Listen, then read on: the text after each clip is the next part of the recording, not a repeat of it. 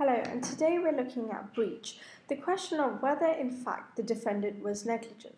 So when we look at duty, we're essentially looking at whether the defendant can be held liable in the first place, and breach moves on to whether in fact in this situation negligence can be established.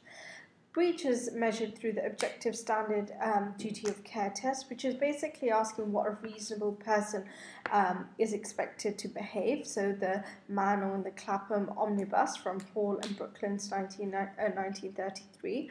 And there's 5 factors that the courts take into account when they're looking at whether there was a breach: foreseeability, the magnitude of risk, the practicality of precautions, the utility of the defendant's conduct, and finally, what is the common practice.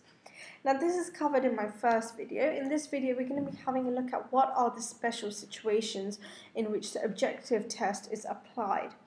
Well, the first thing is we're looking at people who possess special skill, people who are specialists. Now, they require to be judged on the basis of those people who also possess a special skill and no one else. So in Phillips and Whiteley, 1938, and then Shakur and Situ, 2001, what they establish is that in the first case, the jeweler is not going to be assessed to the standard of surgeon, and in Shakur, an alternative medicine practitioner is not going to be assessed to the standard of orthodox medical practitioner. So you will only be established to a reasonable, prudent person in your own realm. So although this test is objective, reasonable man, there are certain things which you will take into account. So then to what standard do these professionals get measured? Well, this is established in the Boland test, which arises from the case of Boland and Frian Hospital Management, 1957, where basically it says that you're going to question whether the defendant complied with a reasonable body of opinion of the profession in question. If there are conflicting views, so long as you've abided by one view, which is pretty well known, and I would say quite sufficiently accepted view, then you're fine. That is how people who are possessed with a special skill are measured. So moving on then, before I move on, the other central idea to the Boland test is the body of opinion you're referring to must be responsible. And this comes from the case of Blythio and City and Hackney, 1998, where Lord Brown Wilkinson emphasized this element of the Boland test. And he said, only rarely will it be found to be irresponsible, the body of opinion, but nevertheless, it's required. The second special situation is where children are concerned. And if children are involving themselves in horseplay, essentially, so for example, in Mullen and Richards, 1998, the 2 girls, 15-year-olds, are playing fencing with rulers, they're not going to be assessed to a reasonable standard of an adult. They're going to be judged against a reasonable, prudent 15-year-old who is playing this game. And the same was established in Orchard and Lee, 2009. An interesting point is if a 15-year-old, however, is doing the mechanic's job, an adult's job of, I don't know, accounts or mechanical work, then they will be held to the standard of the adult who's doing that. The thing in these cases are they're playing games and horseplay, which kids are involved in, so they're measured against the standard of kids. The third special situation I want to discuss is where there's a physical mental disability. So in Mansfield and Wheaterbox, 1998, a lorry driver was suffering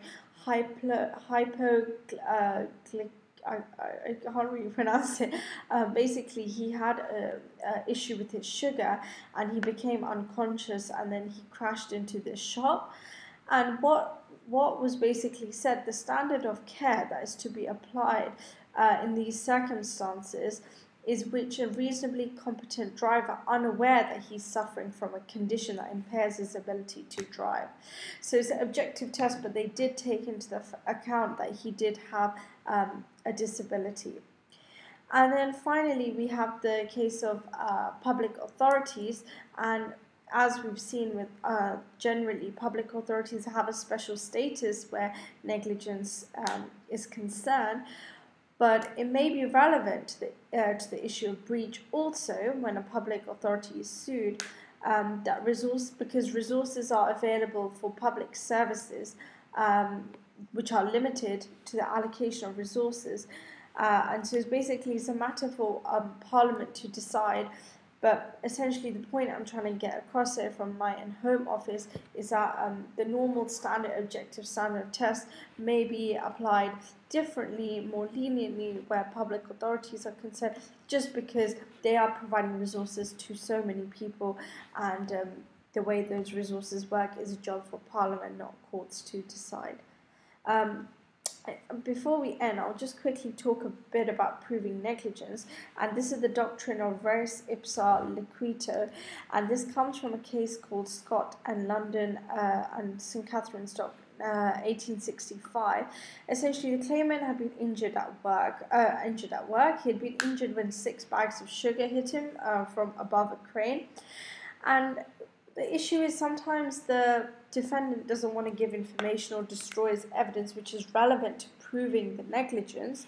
And so this principle, this doctrine was established, which essentially means that accident tells a story of its own, which suggested that there's two requirements for proving negligence where you don't have sufficient information. One is the thing that caused the accident, so the sugar, must be shown to be under the management of the defendant or his servants, which it was. And the second is the accident is as such. The accident is such as, in the ordinary course of things, it does happen if those who have the management of the things don't use proper care. So did they use proper care? That's the second question. If they will the accident still occur if they use proper care?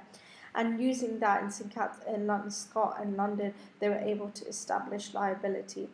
The interesting point about this is that there's two beliefs about this doctrine.